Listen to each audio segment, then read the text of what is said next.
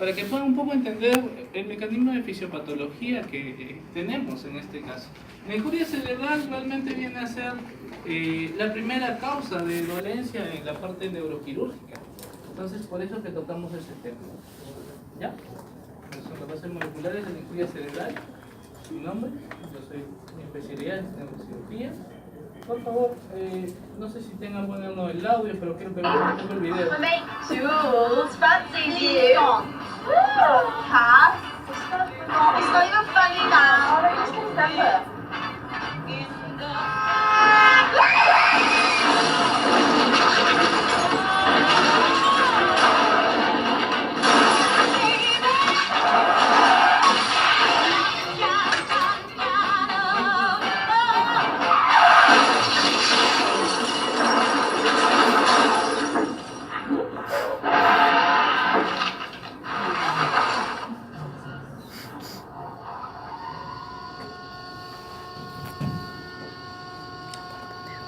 Lo que se evidencia obviamente en este video es lesiones muy marcadas, muy crudas también en la realidad, con respecto a lo que son las lesiones cerebrales producto de un evento de gran impacto, ¿ya? No solo en la parte psicológica, sino obviamente en daños estructurales, ¿ya? Entonces, ¿por qué pongo este video en este caso que nos llama un poco la atención, ¿no? Entonces yo recuerdo mucho a mi maestro, el doctor Benjamín Paz Aliaga, que es un médico, en este caso, que se abocó a la bioquímica. Es un PhD muy renombrado, es el único médico nominado a premio Nobel en bioquímica molecular. Entonces, por eso traté siempre de recordar al doctor, y estamos viendo estas imágenes para captar su atención de ustedes, ¿no? Para que entre un poquito mejor esta situación y el ambiente no sea tan cargado. La injuria cerebral es el padecimiento más frecuente en nuestra práctica clínica en los pacientes críticos con daño cerebral, en este caso agudo. Esto nos trae una morbilidad y mortalidad muy elevada. Los accidentes de tránsito es lo que lleva realmente la mayoría de lesiones en el cerebro, ¿no? Y es la causa de casi el 80% de las lesiones en el cerebro también, ¿ya? De manera objetiva se define como un aumento patológico, correcto, de la cantidad de líquido que se encuentra dentro de nuestro cerebro. Este volumen agregado al que tenemos produce daño. El cerebro como estructura es el único hueso que tiene dos características. El cráneo tiene una diploide, tiene dos capas, a comparación de otra parte del cuerpo no. Por eso que los futbolistas las pueden utilizar metiendo el gol, ¿no? Es lo más fácil, ¿no? Pero es muy frecuente que cualquier hueso de la estructura de tu economía se lesione o se fracture o se fisure, pero es muy difícil que el hueso del cráneo se fracture. Debe de haber algún tipo de mecanismo de fuerza en un punto con mayor presión para que pueda darse ese tipo de lesión.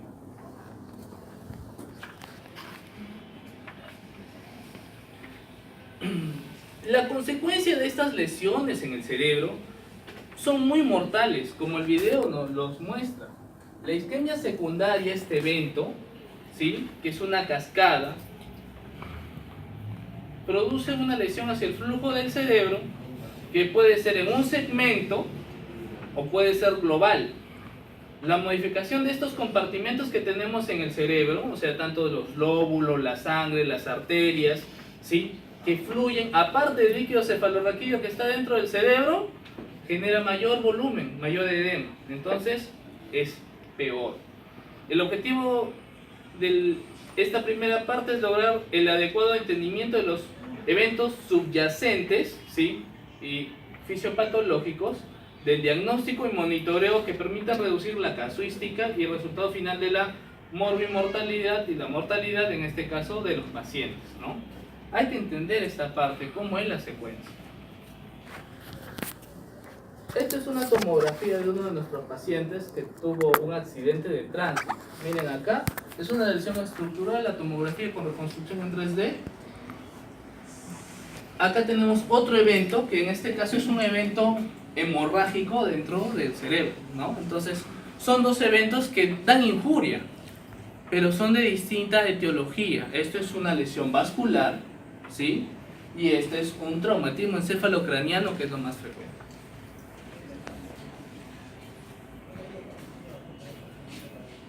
Otro paciente vino con un cuadro muy agudo de dolor de cabeza. Entonces, este paciente ingresa a una sala de emergencia con trastorno neurológico y agregado a eso viene también con una convulsión. Se le toma una imagen tomográfica y es esto. ¿Y qué era eso cuando se hace un estudio de mayor enfoque? Que esto es una panarteriografía cerebral. Esta panarteriografía solamente dilucida arterias y venas. Entonces, en este caso, se ve que es una dilatación sacular correspondiente a un aneurisma sacular.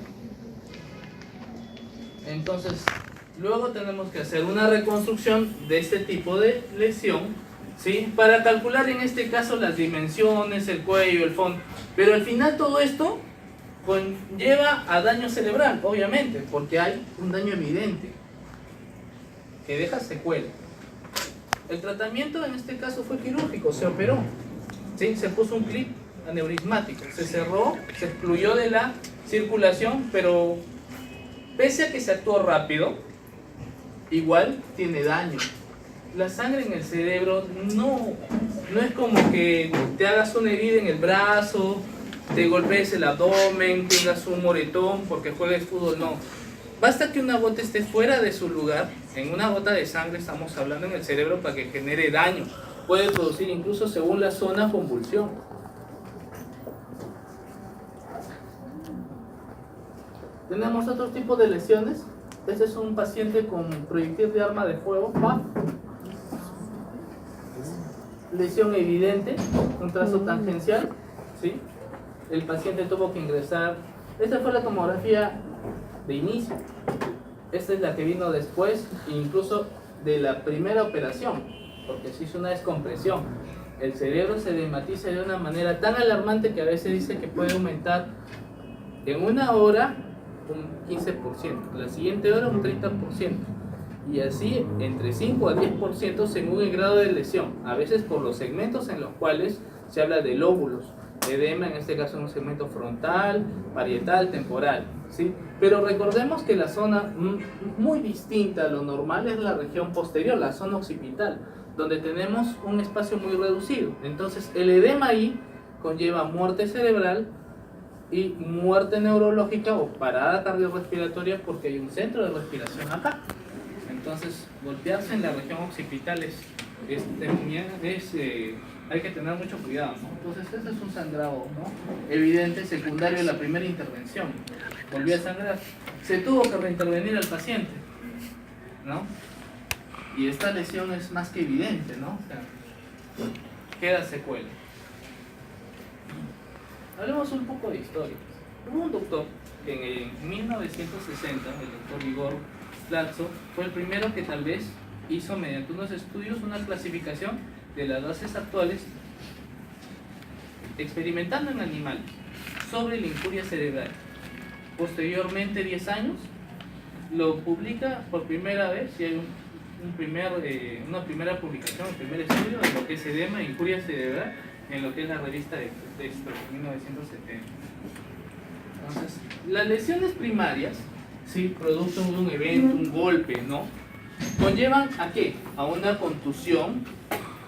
Puede haber hemorragia subaracnoidea o hemorragia dentro del cerebro. Posterior a ello, ¿qué genera? Edema, ¿sí?, inflamación. Este edema produce restricción de compartimentos, produce hipoxia. Y después de eso, el fenómeno final es la hemorragia, ¿sí? Esta es la fisiopatología en cascada mayor, ¿ya? Como tengamos una visión. Ahora vamos a empezar a entrar un poco más a la parte de la bioquímica.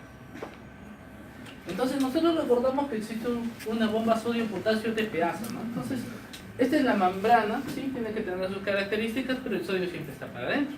Pero para que pueda funcionar en este caso, la parte molecular de una célula normalmente necesita 3 moléculas de sodio, ¿sí?, que ingresan a un canal, pero necesitan una activación. Esta activación nos la va a dar el ATP, se fosforila. Este segmento que llega acá nos permite que esto cambie la conformación del voltaje de la membrana. Y producto de ello nos permite que la membrana cambie su compartimento y pueda salir el sodio. Mientras que esté el fosfato, nos genera una llave de seguridad, porque no se va a meter un intruso. Y solamente entra en este caso el potasio. Ese es el primer voltaje que se da a nivel molecular de membrana, ¿sí? Se tiene que retirar de nuevo nuestra llave de seguridad, que es el fosfato, para que pueda de nuevo reingresar, en este caso, solo las moléculas que son necesarias para la homeostasis molecular celular dentro de cada una de las personas. Si es que esto no se cumple, entonces empezamos con los problemas realmente. La hipoxia debida a una lesión, cualquiera que sea por un tumor, sea por un sangrado, sea por un golpe, por un traumatismo, por inflamación, edema. Hay personas que tal vez lamentablemente no tienen un criterio para operarse. O sea, se golpearon la cabeza, perdieron el conocimiento, pero al final no tuvieron que operarse. Y no es de que sea malo, solamente hubo inflamación y edema, pero se controló, no tuvo criterio de operación. Si no tuvo criterio de operación, no hay problema. Se maneja de la parte médica, ¿ya? La hipoxia en este caso de un paciente genera que nosotros tengamos que utilizar más energía de lo normal mediante una glicólisis anaerobia, ¿sí? Y disminuimos nuestra energía de los ATP celulares dentro del cerebro. Pero ¿qué pasa eso? Eso se cansa. Es como si tú empiezas a correr, igual utilizas al inicio una buena resistencia y después tienes que respirar un poco más profundo para que utilices tu mecanismo anaerobio, ¿no? Entonces cuando se empieza a agotar este tipo de energía celular a nivel molecular, empieza a haber una alteración de la bomba sodio-potasio. ¿Y qué pasa? También conlleva una alteración de la bomba de calcio por correspondiente carga iónica. Entonces, si tienes una alteración de la carga iónica, la homeostasis empieza a perderse. Empiezas tú a perder energía sin que te des cuenta. El acúmulo, en este caso del sodio, queda a nivel intracelular, ¿sí? Y se genera en este caso falta de fuerza para que hayan moléculas de salida. El sodio, siendo un ion que tiene carga, siendo positivo, va a jalar moléculas para que haya homeostasis, pero empieza a jalar líquido y empieza a haber edema dentro de la célula. Hay una caída, en este caso, como sumando dentro de los iones y cargas, en este caso una caída del pH intracelular o un aumento de calcio porque se empieza a romper los poros y las cadenas de salida del sodio. Entonces se penetra por ahí como un ion, siendo el calcio, se libera calcio y produce edema intracelular. Entonces esa es una cascada continua que se da después de la injuria cerebral. Entonces regresamos por acá. Luego de que empieza a haber estos tipos de lesiones del calcio, vienen las proteasas y las fosfolipasas.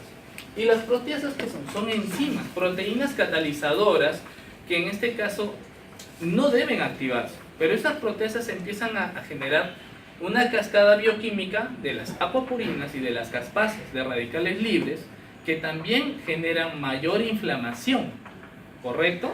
Esta inflamación sigue siendo un mecanismo de feedback, pero en este caso no negativo, sino positivo. Las fosfolipasas rompen más en este caso la membrana y empieza a haber un ingreso muy abrupto, ¿sí?, de iones, sobre todo el calcio. El calcio en este caso sale de su lugar y empieza a llamar al glutamato.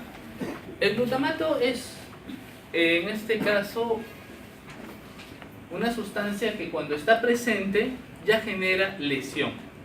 Recuerden esto, el glutamato cuando está presente, en las vías del glutamato, es porque cuando hay glutamato y concentración elevada es porque ya hay lesión.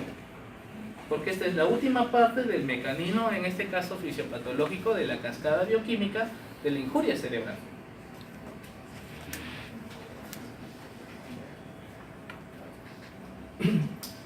Ahora, ¿qué pasa con la vía del glutamato? Entonces, ¿por qué es tan importante el glutamato? ¿Por qué lo nombro? ¿Por qué tal vez mencionamos al glutamato? El glutamato, siendo una sustancia de alto peso molecular, necesita una llave y un receptor, ¿ya? Que viene metido aspartato. Cuando está el glutamato, desesperadamente empieza a buscar esta vía de salida de su receptor del aspartato. Entonces, el aspartato está justo en la membrana celular. ¿Y qué pasa si el glutamato está? Dije que esta es una parte caótica, ¿no? Hay daños. Entonces empiezan a penetrar iones de calcio de fuera hacia adentro, haciendo una carga y mayor y alterando la membrana celular. Entonces, producto de ello, el calcio que ingresa produce mayor daño. Dentro de las características de esta injuria, hay que resaltar que también nos dan 3 clasificaciones, como nos dijo en primera instancia el historiador y el investigador, pero nos dan 3 tipos de injuria o edema. Vamos a hablarlos, vamos a denominarlos para que tal vez tengamos con ejemplos, esto sea más fácil de ingresar a nosotros y captar, ¿no? El edema de tipo vasogénico, ¿ya? En este caso el edema vasogénico es la interrupción de la barrera hematoencefálica, como bien sabemos, ya porque estamos hablando de injuria cerebral, lo que permite un incremento de la permeabilidad y escape, en este caso de fluidos del espacio intravascular, o sea, dentro del cerebro, correcto, al espacio extracelular. ¿Sí?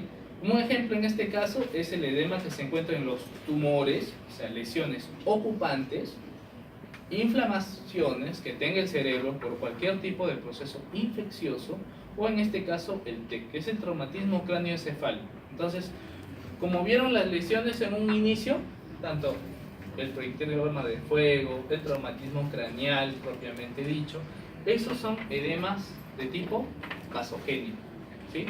¿Correcto? Eso se tiene que quedar impregnado en ustedes. Eso es lo más importante dentro de las clasificaciones del edema. El edema vasogénico es por un traumatismo, por una caída se inflama, ¿correcto? Eso pasa. Entonces la barrera hematoencefálica pierde su continuidad por algún tipo de laceración o lesión y empieza a haber pérdida de salida. Si esto se retira del borde, entonces empieza a salir agua y empieza a haber edema. El edema intersticial. Y tal vez, ¿por qué pongo estas orejitas que parecen de Mickey Mouse? Así nos lo relatan los libros cuando nosotros a veces estudiamos, ¿ya? El edema intersticial en este caso es el incremento del flujo, pero en el cerebro se llama flujo transependimario. Y hace sus compartimientos que son intraventriculares, estos son los ventrículos del cerebro, ¿sí? Y consecuentemente puede haber una obstrucción en esta zona. Si hay una obstrucción en esta zona, esta guía que ven ustedes es un sistema de drenaje.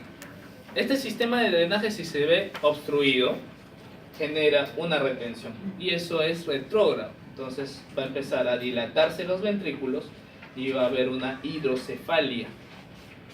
Entonces, en consecuencia, la obstrucción del flujo del líquido cefalorraquídeo o de su reabsorción, cualquiera de los dos, o por un defecto de falta, un exceso de producción o un defecto en su reabsorción, condiciona a este defecto que vemos acá neurológicamente, ¿no? Un aumento de líquido, ¿correcto? Estos pacientes con hidrocefalia, ¿qué tipo de edema tienen? Edema intersticial, ¿correcto? Ya. Y esta es una patología muy frecuente, pero en niños, no tanto en adultos, en los niñitos, ¿ya? Bueno, así como hay estos dos anteriores, ¿ya? Viene el tercer tipo de edema que se describió también porque produce lesión, que se llama el edema citotóxico. Es también conocido como edema celular o edema oncótico. Es el resultado de cualquier lesión celular que conlleve a falla enérgica en la bomba de sodio-potasio. O sea, hay una alteración, disrupción de esta bomba y produce en este caso incapacidad para mantener gradientes iónicos, ¿correcto? Modificando, ¿qué cosa? Esta parte, la homeostasis y su permeabilidad. Consecuentemente, el ejemplo es una isquemia cerebral. La isquemia viene a ser una obstrucción, una disminución de flujo, ¿correcto? Y falta de aporte de oxígeno a un segmento del cerebro, ¿sí? El paciente usualmente en una tomografía tiene una ausencia de la irrigación y cambia el tejido ahí. Entonces, si tú ves un cambio ahí, bueno, nosotros que tal vez tenemos más afluencia de ver las imágenes, es una lesión de tipo isquemia. También se puede ver alteraciones metabólicas sistémicas, también puede darse, ¿ya?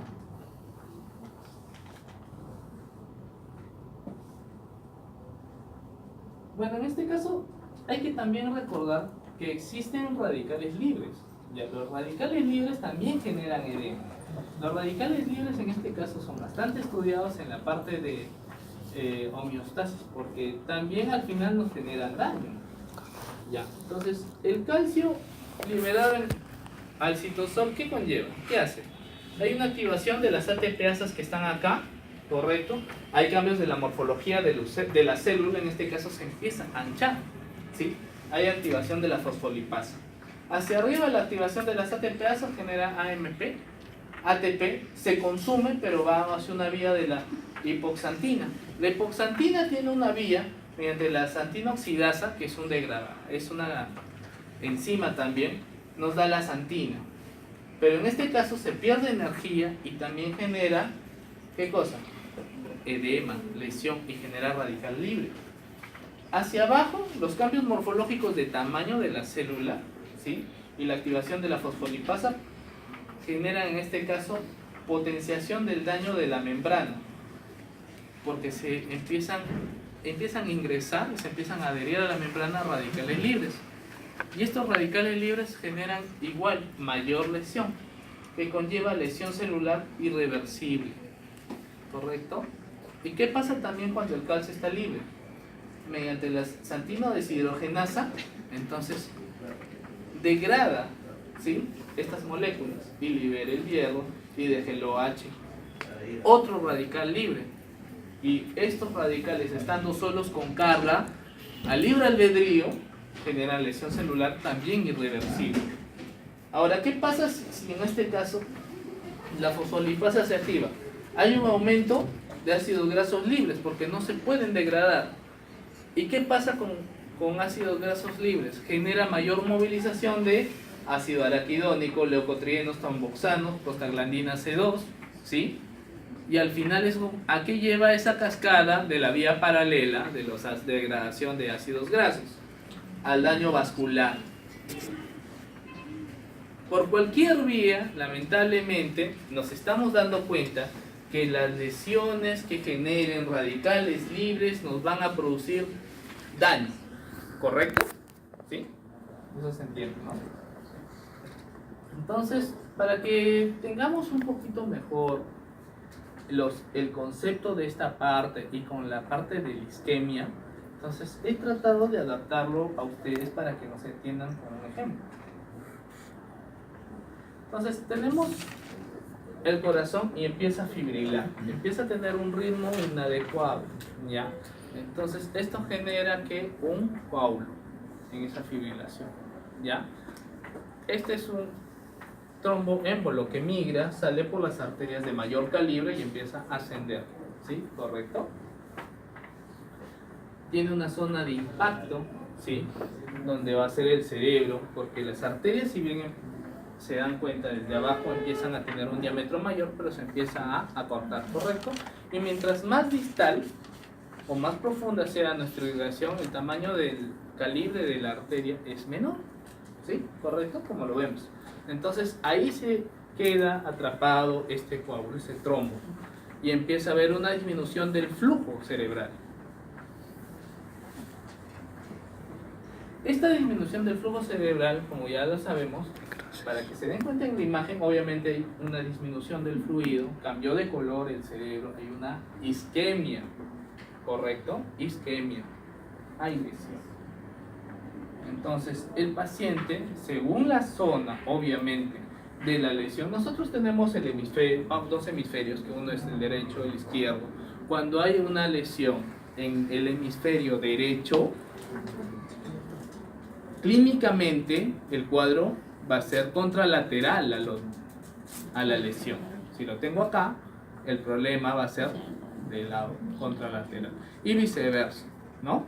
Entonces el paciente empieza a tener disminución de fuerza. Si es del lado izquierdo, es el lado donde está el habla, entonces hay una afasia de expresión, hay una disminución de la articulación que es progresivo.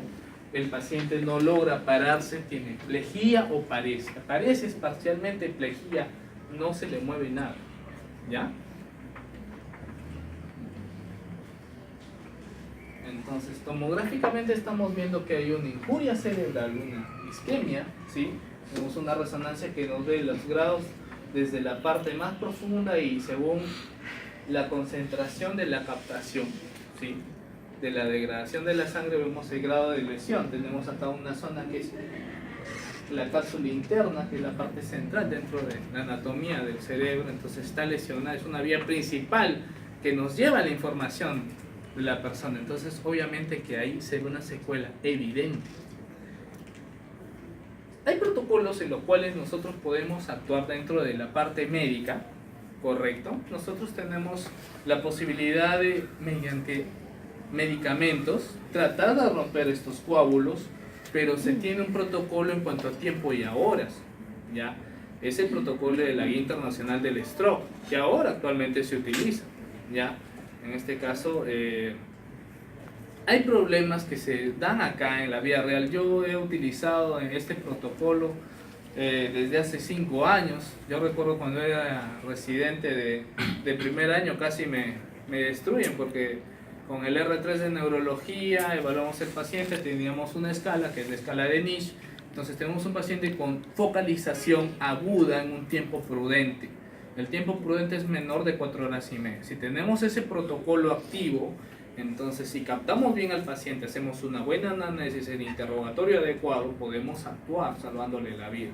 Entonces utilizamos activador de propinógeno tisular, ¿sí? El alteplasa llamado comúnmente. Entonces este se encarga de romper los coágulos, pero siempre y cuando estemos en un tiempo determinado. Esta zona de isquemia tiene una zona que es como sombra acá, esa es mi zona de penumbra. Puede haber reperfusión siempre y cuando lleguemos con el medicamento y podamos colocarlo y tengamos el protocolo debido, cumpliendo, observándolo en tanto tiempo, todo eso. Pero si es que no cumplen eso, entonces este coágulo se degrada y se empieza a expandir y la lesión aumenta. Y no solamente eso, genera edema, mayor trombos se disparan a unas zonas más alejadas y al final el cerebro aumenta y se hincha y tiene que operarse y a veces el pronóstico realmente es malo. Pese a ello, por la gravedad de los casos, se tiene que cumplir el protocolo para stroke, ya tratando de cumplir los parámetros, en este caso ya establecidos. En este caso, la isquemia que tenemos acá siendo mayor, pasó el tiempo para hacer en este caso la terapia endovascular de rescate para el stroke, ¿ya? Entonces, si no se pudo lograr en este caso la trombolisis endovenosa con medicamento, se puede hacer mediante un sistema distinto. Hay también sistema de catéteres. Si es que el cerebro en este caso está como este que tiene mayor tamaño, los catéteres me van a reperfundir, me van a abrir la vía, pero no me van a cambiar el pronóstico del paciente. Y recordemos que el cerebro es un lugar donde no entra aire. Acá no entra aire. Si no tuviéramos gérmenes anaerobios, ¿no? Entonces, ¿qué debemos hacer ahí los neurocirujanos? Bueno, pues ahí ya si nos molestan en la madrugada, pues nos llaman, doctor, tocan la puerta, interconsulta, 1, 2, 3, quinta interconsulta para que lo operemos. Nosotros lo que le brindamos es hacer una craniectomía compresiva, retirar la parte de la plaqueta ósea desde acá hasta acá para que el cerebro pueda expandirse. Le retiramos el hueso y hacemos un halo injerto o auto injerto también. Se lo bajamos acá a la pancita y lo guardamos hasta que el cerebro desinfle, ¿ya? Mucho va a depender las comorbilidades que tenga, los factores, la edad, obviamente que también juegan un papel importante en eso, ¿ya? Entonces, cuando el paciente entra en isquemia, el paciente tiene que estar en una unidad así parecida, realmente. Así. Y si no tiene, bueno, los médicos peruanos tienen una característica. Si no hay, es porque a veces no es necesario. Pero lo que hacen es más de lo debido. Nuestra realidad es algo muy distinta a instituciones amplias, a otros países, a otros sistemas de sanidad, ¿ya? A otros sistemas de vigilancia también. Entonces, en este caso, así es como deberíamos tener un paciente, con 2 enfermeras, una monitoreo, otro, después la doctora por acá. Si necesitas algún examen, tu, en este caso, monitor está ahí con la parte cardíaca, en este caso el ecógrafo, fluidos, ves, todo eso, todo a la mano. Eso sería lo ideal, y un monitoreo adecuado. Pero ¿qué pasa si es que ese monitoreo al final nos dice de que el paciente está yendo mal, ¿no? Y al final el paciente se deteriora clínicamente, empieza a ver funciones vitales muy bajas, ¿no? Entonces nos está llamando la atención acá, porque dentro del cráneo el cerebro se está hinchando y aumenta el diámetro. Eso se puede cuantificar mediante escalas tomográficas, ¿ya? Entonces lo que nos queda ahí es hacer una intervención quirúrgica. Entonces nosotros tenemos driladores de corte, ¿sí? Entonces este es el cráneo, es una reconstrucción donde nosotros vamos a hacer un forado, ¿sí? Correcto, un agujero de trepanopunción, ¿sí? Se hace otro en la parte posterior y tenemos una cuchilla de corte que por este lado ingresamos y ampliamos todo esto para hacer una ventana, ¿sí? Para que el cerebro pueda respirar, ¿correcto? Entonces la parte quirúrgica de nosotros no solo termina ahí. Esta es una foto de nuestras cirugías, ¿no? Nosotros tratamos de ampliar aparte una durotomía, la dura madre la abrimos. Entonces exponemos el cerebro, este es el cerebro real. Entonces mientras más rápido sea esta intervención, mejor pronóstico tiene el paciente, porque hay cerebros que están opacos, oscuros o sin latido cerebral. Entonces ahí el paciente, el pronóstico, por más que lo haga en la mejor clínica, ya tiene secuela evidente, ¿ya? Pero en este caso se hizo una durotomía amplia, una craniotomía descompresiva del cerebro, y el cerebro, miren las características que tiene. Tiene edema cerebral, tiene áreas de hemorragia, pero dentro de ello guarda algunas características en la cual puede salvar. Ya. Todos los mecanismos que hemos hablado fisiopatológicos se van a dar acá, pero esta es la última oportunidad que tiene el paciente para salvarle la vida y generar un mejor estado clínico. Por eso es que nosotros intervenimos, ¿no? Pero todo parte de la parte molecular, porque si no entendemos esta parte, siendo en este caso mis compañeros de la especialidad quirúrgica y neurocirugía, no van a poder arriesgarse a hacer esto o no van a entender cómo se hace esto. ¿Sí? Para llegar a esto tienes que leer desde tus principios biomoleculares, ¿correcto?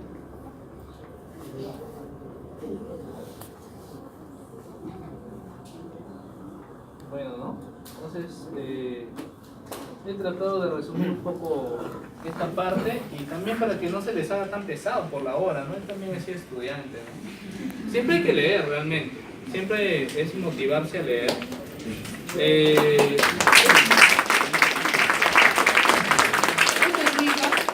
Lo que más me da risa es de que cuando yo cogí un libro, cuando era chico, mi papá me pegó.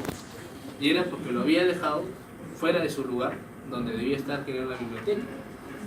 Entonces, yo desde ese momento tenía mucho miedo de coger un libro en la biblioteca. Pero lo hacía cuando mi papá no estaba. ¿Ya? Fue algo muy chistoso que me quedó como moraleja, estudiaba escondido. ¿Ya? Pero mi hija se achoró, porque ella tiene a la justa 4 años. Pero lo más chistoso de todo esto, de mi hija, es de que ella cogió un libro que es escuela para hijos y para padres, pero mi hija no sabe ni siquiera leer, ¿no? Por su edad, obviamente, pero trata de relacionar las imágenes con respecto a un concepto que se imagina y trata de tener esa iniciativa, ¿no? Entonces, Nosotros debemos de motivarnos realmente para entender las cosas complicadas. El que puedas conversar con otra especialidad o otro colega o en otro país, como se ha dado la oportunidad en mi persona, no quiere decir de que tú tengas algún déficit o tengas ausencia o falta de algún criterio. Todo está en los libros. Ahora con la posibilidad de internet, el chat, el celular, WhatsApp, no sé, todos los beneficios que te da el celular, tienes todo a la mano.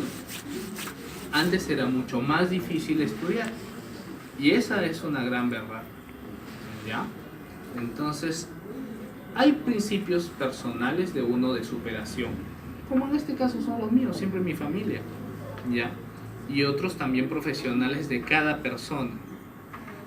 Entonces, esta parte también de la charla en la parte final es que llamemos un poco la conciencia de ustedes para que a puertas de salir, siendo profesionales en poco tiempo, traten de exigirse ustedes mismos y cada uno, al igual como yo tomé la ruta de la neurocirugía, ustedes también van a tomar una ruta de sus especialidades, ¿no?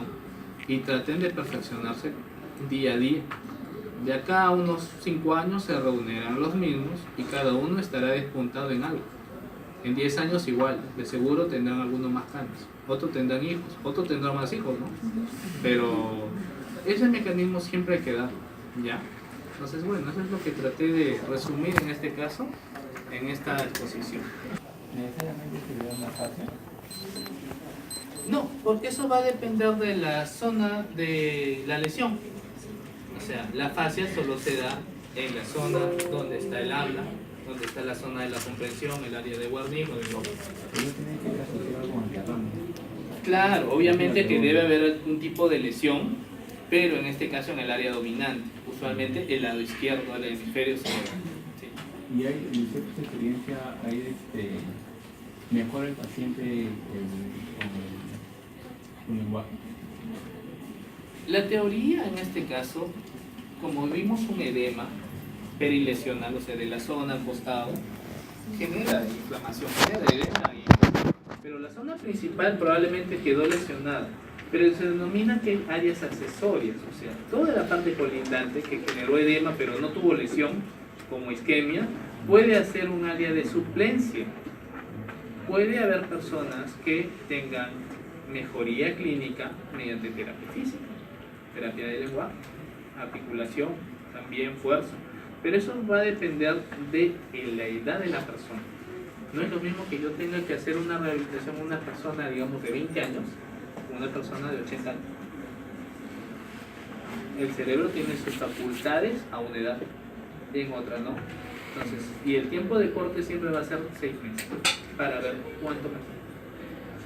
6 meses. El cerebro demora. Pero la única diferencia es en los niños. Yo también voy al hospital del niño, entonces hago bastante ahí trabajo y me doy cuenta que los niños lo tienen todo a favor, de verdad, los niños. Es muy bonito decir eso.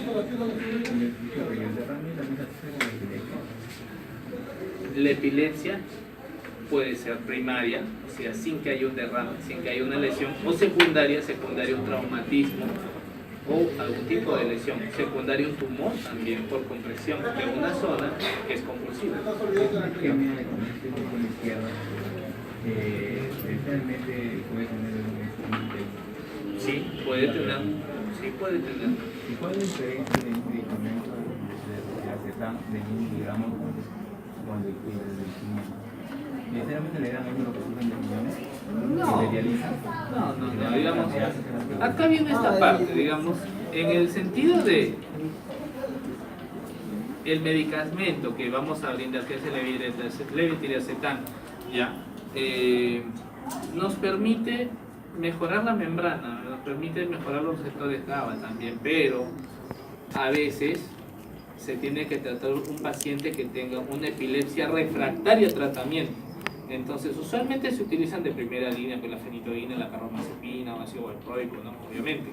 Pero los que vienen después, como de cuarta generación, que es el levetiracetam, se utiliza a veces asociados. O sea, hay el consenso de terapia para movimientos involuntarios y convulsiones, estatus epiléptico, en los cuales se tiene que tratar a un mismo paciente con una terapia bicombinada, hasta a veces con 3 medicamentos, para que el umbral sea menor.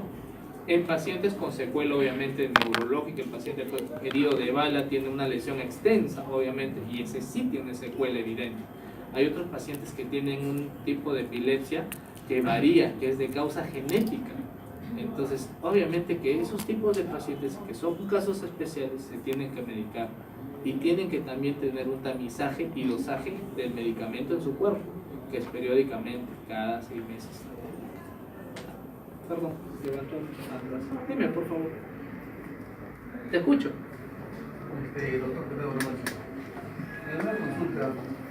En el caso del intercambio iónico que se da a nivel de la membrana celular, ¿cuál es la importancia que tiene el magnesio para que actúe en ese aspecto, ¿no? Para el intercambio tanto de potasio, sodio? Bueno, una pregunta lo Pérez Alvela me salió, ¿no? No, es un ejemplo porque hay enfermedades como la hipotiroidismo, Claro. ¿no? Tiene tanta relevancia en la glándula pineal que actúa sobre el organismo, ¿no es cierto? Entonces se dice que, digamos, en el hipotiroidismo, digamos, el consumir el medicamento como el T4, Ya. en realidad no está curando el hipotiroidismo, Claro. porque lo que está pasando al organismo es el T3. Claro. Entonces, para regularizar todo eso a nivel iónico, dicen que el magnesio es una parte importante. El magnesio de por sí vendría a ser un ion. Como principio de carga, nos va a tratar de estabilizar la membrana. Eso es el principio de Pérez Alvela y el principio también de la base molecular que él también habla. Entonces, existen nuevos estudios de cada tipo de medicamento, como el que has nombrado, en el cual hay un riesgo-beneficio. O sea, hay moléculas mucho más modernas, obviamente, que restringen y van directo al asunto que uno desea. Pero esos medicamentos a veces no lo tenemos al alcance en cuanto a la economía y a veces en los países. Debido a ello es que lamentablemente se tiene que trabajar con lo que se tiene. Y los medicamentos a veces los tenemos que utilizar bajo un riesgo-beneficio para el paciente, no cumpliendo el beneficio, pero también dejando algunos metabolitos que también alteran otros tipos de secuencias metabólicas en el propio paciente. Es así. Pregunta. Levanta volumen, no te escuchas. En niños, por ejemplo, de 2 a 4 años de edad, cuando sufren un tipo de accidente de tránsito, ¿les hacen los mismos cortes o es Sí, dependiendo de la zona. Claro, también el niño se enfrenta, nosotros tenemos que enfrentar al niño a una cirugía si fuese necesario, si es que hubiera una fractura, si es que hubiera un hematoma, si es que hubiera un sangrado. Sí, también lo hacemos. Claro que en este caso, dime. No, una de mis cirugías, me acuerdo cuando era residente, fue que operó un niño de recién nacido, mi maestro doctor Espinosa, y lo realizamos y nos salió bien.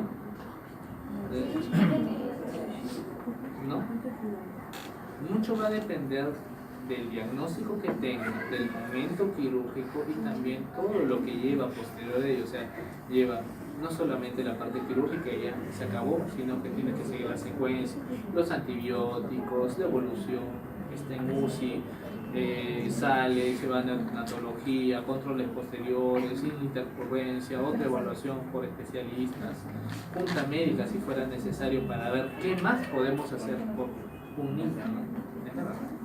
En este caso neonato. Ya. Una persona con derrame necesariamente, mensualmente, le tiene que hacer un examen INR, reducir el rango de 2 a 4, necesariamente. No. Es una pregunta. Un derrame conlleva a que hay una lesión con sangre, correcto. Ahora, de que tenga o no tenga alteración del INR, eso es aparte. O sea, un derrame se puede dar por una malformación, como un ovillo de palomas que está dentro del cerebro y se rompió. Puede ser por un aneurisma, puede ser en este caso. Esos son los tipos de lesiones más frecuentes. Otro es el hipertenso, que una arteria por la presión se le rompe, el derrame. Entonces, estos tipos de pacientes, indistintamente de sus factores de población, ¿sí? metabólicamente hablando, van a hacer ese tipo de lesión. De que nosotros lo podamos corregir si es que el paciente toma algún antiagregante plaquetario, es otra cosa dentro de la parte metabólica. O sea, si es que yo tengo ese paciente con derrame, como tú me dices, y me dices, doctor, a ver, vea la tomografía, y yo te digo, pucha, lo tengo que operar, ahí reviso mis prequirúrgicos. O sea, ahí tengo que revisar, a ver qué voy a hacer, está el INR, no, está en 2.5, no, Nica, no lo entro, pues me va a sangrar. ¿Voy a llevar nomás la funeraria del paciente? No puedo hacer eso. Entonces lo que tengo que hacer es hablar con el médico internista o el emergencista que me estabilice, que me ponga plasma fresco congelado, crío precipitado, próxima concentración de plaquetas para que ese INR, esos factores de coagulación cambien y esté predispuesto para cuando yo entre a operarlo. Ese es el tiempo que yo le doy, 4 horas, un aproximado, 6 horas, para que me corrija eso. Le hacemos controles, el INR baja, recién lo puedes poner una parte quirúrgica. Eso es muy distinto. La última pregunta es, usted hace una foto de un paciente muy lloreo. La pregunta es, ¿cuánto tiempo tiene que pasar para que en realidad en los nosocomios se aplique todo para, ¿cómo le puedo decir? Todas las cosas que están en sala de operaciones para que en un momento de repente el paciente comienza a tener cualquier... ¿Hasta cuándo tenemos en tiempo para que sea nuestra alarma y de actuar? ¿A eso te refieres? No, me refiero al tiempo de que cuánto tiempo tiene que pasar para que haya todo lo que se enfocó en la foto en una sala de operaciones. Para que un paciente llegue hasta sala de operaciones. No, para que pueda mejorar, porque lo que se dice es que usted ha visto que esa foto puede enfocar que es en otro país, pero acá realmente no lo hacen eso. Bueno, lo que tenemos ahí es lo que deberíamos tener en toda unidad de trauma, shock o crítica. Eso es lo ideal que deberíamos tener. Monitoreo multiparámetros, todo eso tendríamos que tener. Sería lo ideal, pero en la realidad no lo tenemos. ¿Y por qué solamente mayormente en sala de operaciones mayormente pagan los R1, los R3 y no pagan los médicos de staff? Generalmente. Esa es la pregunta que le hago. Por lo que tu experiencia, porque usted opera, le pregunto. A ver, mira, de manera responsable te voy a decir esto, y también por la experiencia que yo he tenido. Para ser neurocirujano necesita 5 años estudiar. El R1 sueña con entrar a operar, pero está en piso de hospitalización escribiendo la receta, que el paciente no le defiende, que no le esté cuidado con el punto, que responda a la interconsulta, porque el día siguiente lo crucifican si no hace eso. ¿Ya?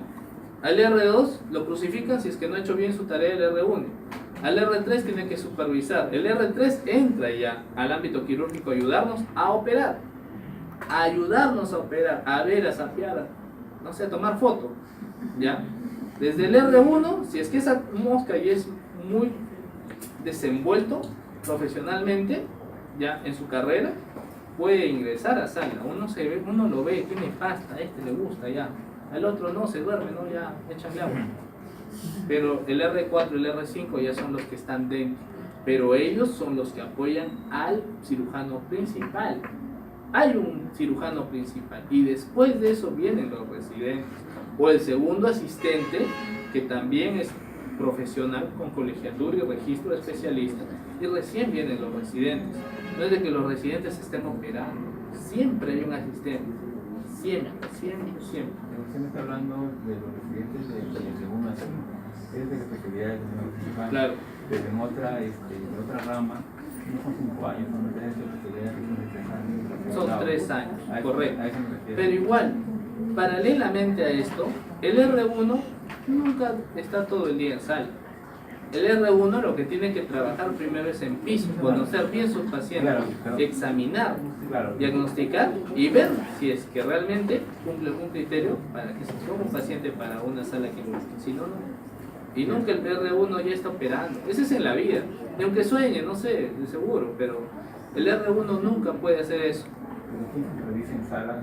En sala de operaciones, ¿quién supervisa? En sala de operaciones hay un documento que es un checklist. El checklist está dado por la Superintendencia Nacional de Salud. Entonces, ¿qué dice? Que la enfermera debe de corroborar que existe un anestesiólogo que le dé anestesia, que esté el paciente, porque si no, ¿qué van a operar? El aire no creo. Pues.